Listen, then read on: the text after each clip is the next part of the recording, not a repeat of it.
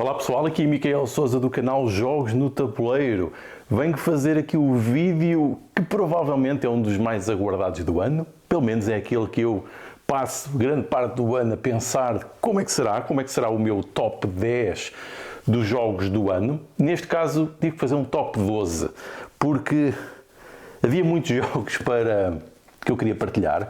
Tive a possibilidade, este ano foi um pouco diferente, porque tive a possibilidade de experimentar provavelmente mais jogos, mas menos vezes, o que pode influenciar algumas aqui das opiniões, pelo que alguns jogos precisam de mais tempo a brilharem, enquanto outros, se jogarmos mais vezes, começamos depois a detectar algumas das eventuais falhas, quer no sistema de jogo, quer nas experiências que nos proporcionam. Só para referir que eu não consegui ainda assim jogar tudo, houve jogos que não entraram aqui no top, porque eu não tive sequer a possibilidade de os jogar, portanto não vou falar deles. Mas vamos entrar aqui diretamente no top 12. E em 12º temos aqui o Black Forest. Para quem sabe aqui o meu historial com jogos, sabe que o Uwe Rosenberg é aqui um dos meus autores, não diria fetiche, mas dos meus autores que me trazem nostalgia por eu ter começado a jogar muito dos seus jogos iniciais. Aqui no Black Forest temos o caso de voltar a um sistema antigo que ele já tinha desenvolvido, que é este sistema das rodas de produção que existia no Glass Road, que é uma parte que eu gostava, mas eu até gosto mais da outra parte do Glass Road, que é das ações simultâneas. Sempre achei muita piada essa dimensão, porque é realmente interativa e faz-nos pensar naquilo que os outros jogadores estão a fazer. Este jogo não tem isso. Tem apenas a roda de produção. No entanto, tem também algumas interações interessantes no tabuleiro, pelos movimentos que vamos fazendo, pelos espaços que vamos ocupando e por algumas ações que vão mudando de sítio e os contratos que também, não é bem contratos, é uma espécie de forma alternativa de converter e de ganhar pontos também. Vão também aparecendo ou não consoante as interações dos jogadores. Portanto, isso é interessante. Provavelmente ele não está aqui mais para cima na lista, porque eu, admito, só joguei a solo, portanto, acho que não era justo metê-lo mais para cima. Mas ainda assim, dentro destes jogos mais típicos euros, de conflito muito reduzido, quase inexistente em alguns casos, mas aqui com pequenas interações, em que realmente estamos a fazer motores de produção, neste caso realmente complexos, porque sabemos a roda de produção é realmente complexa e tem muitas interligações e conseguimos muitas possibilidades de eficiência e de combos e de combinações entre as coisas, porque tem também muitos edifícios e muitas coisas paralelas. E este jogo claramente é um desses, para mim, dos melhores do ano nessa categoria. 11º, Fractured Sky. Tenho que admitir que este jogo tinha, ou tem, os ingredientes que neste momento eu aprecio muito no jogo. Trata-se de um jogo de controle de área e de objetivos em que estamos de um modo secreto a colocar influência no tabuleiro e depois tentar resolver, gerir informação, tentar ler os comportamentos dos outros jogadores. Portanto, ingredientes do ponto de vista do sistema mecânico que eu gosto mesmo muito. E joguei o jogo 2 vezes e o jogo devolveu isso, mas tem alguns problemas, e eu acho que problemas consideráveis de experiência do utilizador e interface do utilizador, o UI UX, que dificultam o jogo, ao ponto de nós termos dificuldade em perceber onde é que são as localizações, quais as ligações, que recursos é que estão em causa, e isso é uma pena e destrói um pouco o jogo, sendo claramente, está aqui ao contrário, sendo claramente aqui qualquer coisa de destrutivo para o sistema de jogo. E o tema, realmente o tema para mim não faz sentido nenhum, não tem lógica nenhuma, não me cativa minimamente. Se fosse outro tema, iria cativar mais. No entanto, gosto muito do sistema de jogo e aqui uma mais-valia para, na edição Deluxe, esta coisa dos magnéticos e das miniaturas acabam por acrescentar qualquer coisa à experiência de jogo interessante. Pena as restantes falhas. Número 10, Beer Pioneer. Aqui começamos a entrada numa secção da lista onde eu tive mais dificuldade em ordenar. Foi mesmo difícil, andei muitas vezes a pôr para cima e para baixo os jogos no top, mas este claramente tinha que entrar. Para mim, um dos melhores euros e destes jogos de produção que saiu nos últimos tempos, muito interessante, gosto do tema, produção de cerveja, sou um fã de cerveja, adoro. Aqui, neste caso, tem uma série de mecanismos muito interessantes.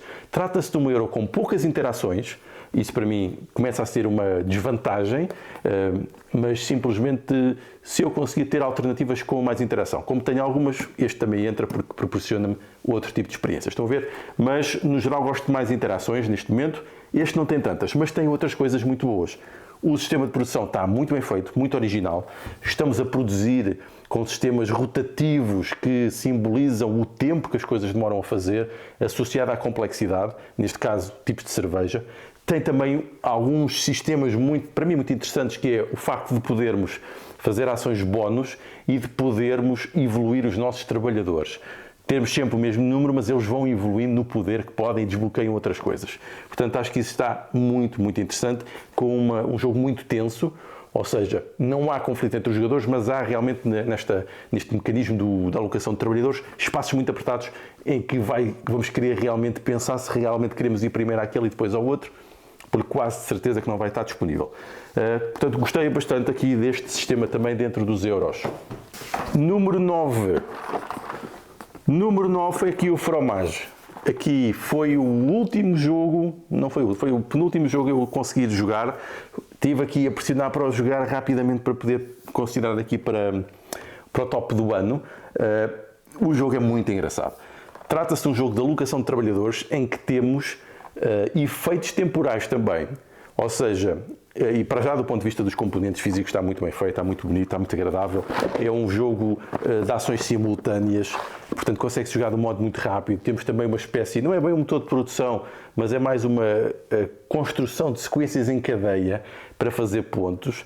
Temos 2 níveis de jogo, o básico e o mais avançado, que nos dá mais possibilidades no avançado, que são edifícios que nos dão habilidades próprias, mas tem este sistema muito interessante de alocação de trabalhadores, que nós colocamos os trabalhadores, eles ficam a fazer o seu efeito e depois só voltam para nós. Pode ser no turno a seguir ou pode ser daqui a 3 turnos, e enquanto isso estamos nós bloqueados e estão os outros bloqueados. Portanto, muito interessante, um jogo para jogar numa horinha, fantástico aqui dentro desta categoria dos euros. Lá está, não tem muitas interações, mas sentimos aqui muito os bloqueios dos outros jogadores, e isso é fantástico para o tempo que demora. Número 8 é aqui o SETI, The Search for Extraterrestrial Intelligence. O jogo que provavelmente está no top de praticamente toda a gente do ano, provavelmente o euro mais bem classificado de todos. Eu gostei bastante do jogo, portanto não tenho sequer nenhuma falha a apontar. Por vezes senti que estava apenas a fazer combinação de coisas abstratas, embora exista aqui uma tentativa de implementar o tema, que sente-se na parte da exploração, depois no controle dos planetas parece uma coisa muito abstrata, e também muito interessante esta coisa de entrarem os aliens, a inteligência extraterrestre, que muda o estado do jogo. Isto é uma coisa muito interessante. As regras mudarem durante o jogo sem nós sabermos bem. Gostei muito do sistema mecânico, mas não teve muito significado para mim na narrativa. Eu não senti que estava a conhecer espécies extraterrestres. Pena, poderia haver aqui qualquer coisa que simbolizasse isso. Acho que está abstrato, mas dentro da abstração está um sistema euro muito bom e por isso está aqui bastante para cima na lista, comparando que eu acho que a competição este ano era muito, muito poderosa e claramente eu estou aqui a considerar vários estilos de jogo, não estou a considerar só euros. Número 7, Unconscious Minds. Tive aqui muita dúvida se punha este à frente do outro jogo ou não, do anterior, do SETI. Agora, eu acho que eu acabei, apesar de ser muito abstrato também, gostei do puzzle que me estava a ser proporcionado e gostei muito dos bónus e da sensação de progressão no jogo, ou seja, de estar a conseguir fazer muita coisa. Joguei o jogo também apenas 2 vezes, senti que ficou imenso por explorar deste sistema, o que normalmente é uma coisa boa, não é? Simboliza que há muito para explorar no jogo. Gostei bastante do tema, embora eu não acho que o tema tenha colado muito, tenha sido muito transposto para as mecânicas e para a experiência de jogo. Acaba por ser muito abstrato, simplesmente estarmos quase que a cumprir contratos. Gostei também da forma como os componentes tentam implementar isto, e especialmente o efeito das cartas transparentes, esta noção de se resolvemos desbloqueamos habilidades enquanto estamos a fazer. Portanto, tem aqui uma série de interações interessantes. Também o sistema de alocação das ideias está interessante também, no modo como bloqueamos os outros e nos bloqueamos a nós mesmos. Também acho que está um bom sistema dentro destes euros. Número 6 aqui para mim foi o Stephens. Aqui o jogo do Costa e do Rola. É o único jogo aqui da lista de autores portugueses, é o único, em que eu gostei bastante deste jogo. Eu acho que eles conseguiram, para mim, o melhor jogo deles. Já disse no top dos jogos portugueses, aliás, é o número 1 dos portugueses, para mim, editado em Portugal. Acho que eles conseguiram aqui um excelente equilíbrio entre um jogo que não é excessivamente longo, que é relativamente rápido dentro deste sistema, tem muito consideráveis interações entre os jogadores e com significado, que nos ajudam a construir e a gerar recursos, que é sempre algo positivo nestes jogos económicos, ou seja, a sensação de que temos opções, que as coisas vão crescendo, vão evoluindo.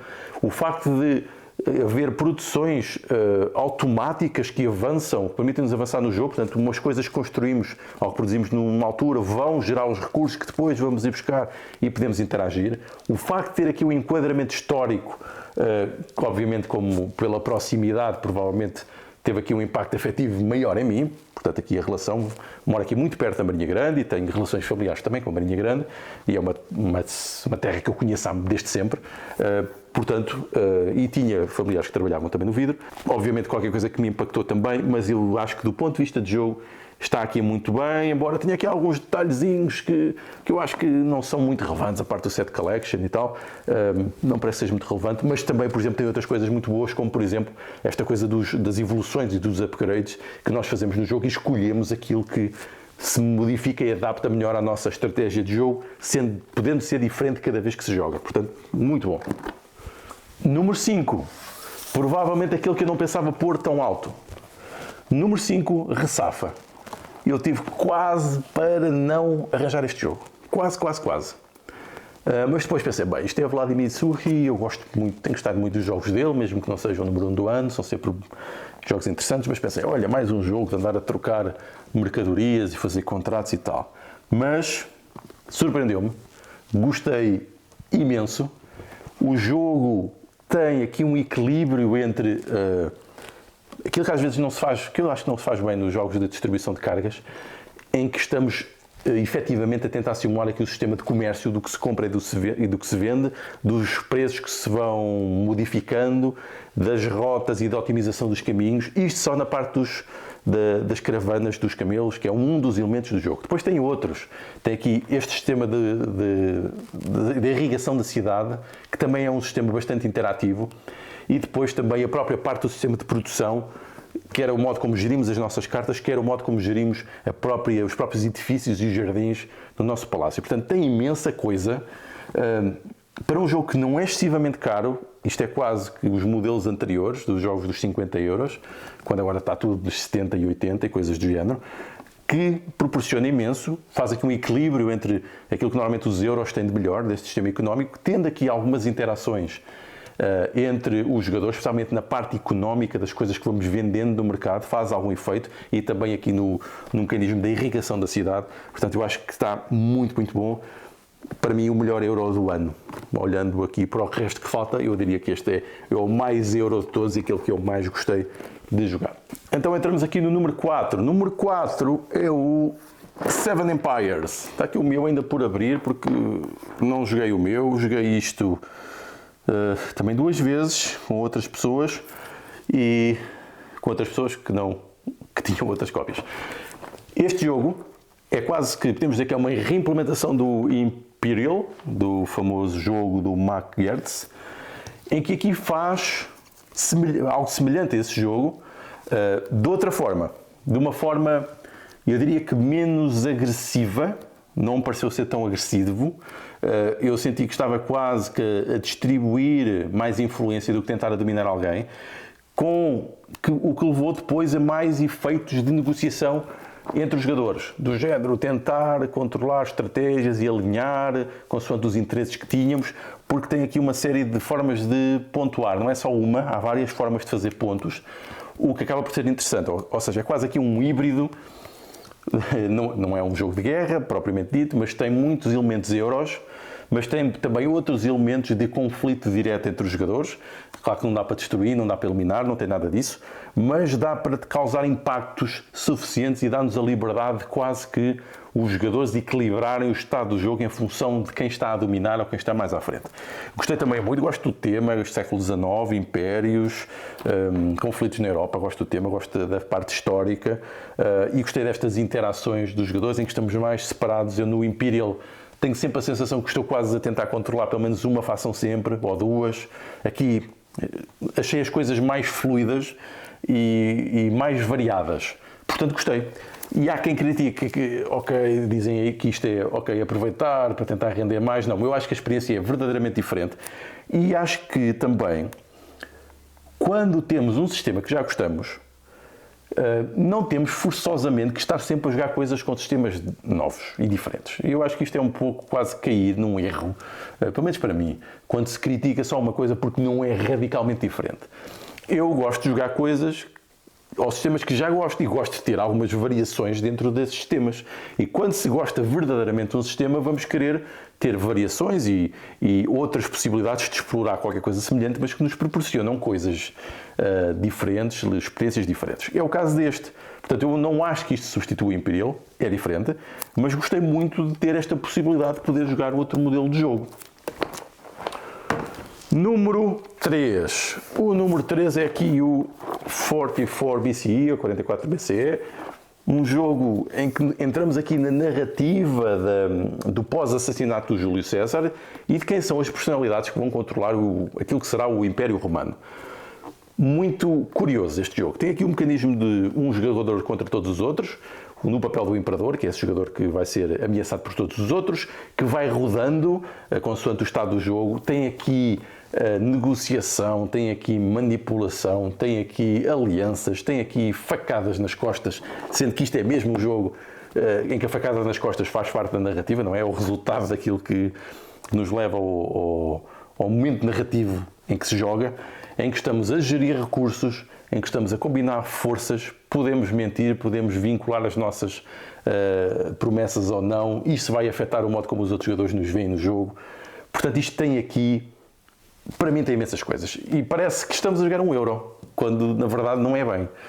Portanto, eu gostei muito do tipo de experiência que isto proporciona, nesta tendência para procurar cada vez mais experiências novas, o que não quer dizer que sejam sistemas novos, tal como eu expliquei no vídeo anterior do Seven Empires, mas eu gostei do tipo de experiência que isto proporciona. Não é um jogo que eu vou andar a querer jogar sempre, porque acho que isso já nem é uma coisa, já nem é um modo de estar, pelo menos para mim nos jogos, está sempre a repetir os jogos, mas gosto de quando jogo um jogo, ou seja, quando jogo um jogo, de que me traga alguma coisa de diferente, de memorável, que me permita fazer coisas, que me permita experimentar coisas, que me permita interagir com os outros. E isto acontece para mim neste jogo como um híbrido entre vários sistemas. E o número 2 para mim é o Arx. Lá está, não está para mim ao nível do Root, a comparação é inevitável, mas proporciona aqui coisas também muito interessantes. O facto de o sistema de combate e de ações se basear num mecanismo de jogo de vazas, o trick-taking, eu acho que é genial, é incrível como se conseguiu transformar num mecanismo e num sistema tão abstrato, que normalmente é o jogo de vazas, numa coisa que alimenta um jogo de expansão, extermínio e conflito no universo. Portanto, acho que isso é genial. Gostei desse elemento, ao ponto porque proporciona e abre possibilidades e restringe ao ponto de termos que estar a pensar em que é que os outros vão jogar, gerir a nossa mão, ou seja, a mão, quando digo gerir a mão, é as cartas na mão, de modo a que isto seja possível, sendo que existem depois também tecnologias e habilidades que nos permitem dar mais flexibilidade. Num sistema de jogo que aí eu acho que é um pouco mais parecido com o Root, em que nos permite entrar no conflito direto. Portanto, não há ali um tempo enorme até haver um conflito, não é direto e é muito dinâmico. Não tem o sistema simétrico, ou seja, assimétrico que tem, por exemplo, o Root. Aqui a assimetria é apenas umas habilidades que a vossa personagem tem, jogam todos do mesmo modo, o que torna o jogo muito mais fácil de explicar e de levar à mesa. No entanto, esta parte das vazas pode afastar algumas pessoas. Mas eu acho que ele está muito bem feito, é claramente um dos melhores do ano, pela inovação, pelo design e também, obviamente, pelas experiências que proporciona. Componentes, como sempre, fantásticos, ilustrações muito boas, caixinha super maneirinha, super fácil de arrumar, de transportar, também é sempre algo positivo. E o número 1 do ano, para mim, é o contrário daquele, é um caixote gigante, Andromeda Zedge, aqui na edição Deluxe, que é um grande monstro, um grande bloco. Porquê? Porque tem muitas miniaturas. Mais um jogo que eu não joguei ainda vezes suficientes, ou seja, não tantas quantas eu gostava. Do que joguei, gostei mesmo muito. É mais um híbrido de €1. Podemos dizer que é €1. Tem aqui motor de produção, combinações de tecnologias, gestão de recursos, de controle de áreas, de influência.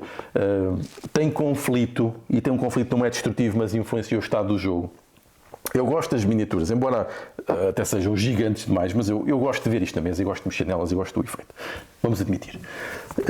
Vale a pena estar com hipocrisias. E gosto do modo como ele está construído, do que proporciona. Não joguei com os módulos todos e com as expansões todas. Isto tem imensas coisas.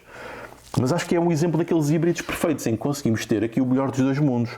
Aqui há algumas coisas do estilo mais American, mais interativo, mais agressivo, mais dinâmico, e aqui um motor de produção bastante sólido, bastante cativante, porque esta coisa de pegar nas naves, enviar as naves, elas fazem efeitos nos tabuleiros, interagem com os outros, pode haver conflitos, e depois quando devolvemos vão ativar todo o nosso sistema de jogo como se fosse um worker placement, que tem depois todos elementos diferentes e bastantes coisas que podemos combinar de muitos modos, ou seja, isto parece muito vago, mas é fantástico. Eu senti que estava a jogar vários jogos com várias experiências ao mesmo tempo.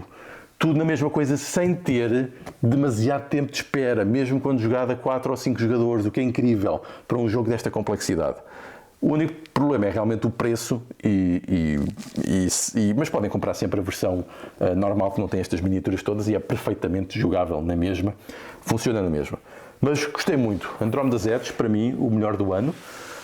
Também não estava à espera que fosse este, estava à espera de outros jogos, mas assim que joguei este jogo, fiquei logo com a sensação, isto vai logo para, ou entra entre o número 1, 2 ou 3. Depois, obviamente, quando fui jogando os outros, a coisa foi ajustando. Mas pronto, estes são, para mim, aqueles que foram os melhores dos anos. Estes, para mim, foram aqueles que foram os melhores do ano, 2024, os que eu gostei mais de jogar. Obviamente está sempre dependente daquilo que eu conheço, daquilo que eu fui experimentando, com quem joguei, o contexto onde joguei, sim. Isso influencia, obviamente, muito também aquilo que são as minhas preferências no momento, que provavelmente estão a ficar mais variadas e não tanto dentro só dos euros, como podem ver pela lista que aqui estão aqui muitos híbridos. Não estão aqui propriamente Wargames, nem os puros American Games, acho que não, ou o Ameritrash, como queiram, mas muitos híbridos e é aquilo que eu estou a gostar cada vez mais. Então pronto, estes foram os meus preferidos. Como sempre, fico curioso para saber quais os vossos e espero que possamos interagir depois aqui nos comentários. Então vá, obrigado, adeus.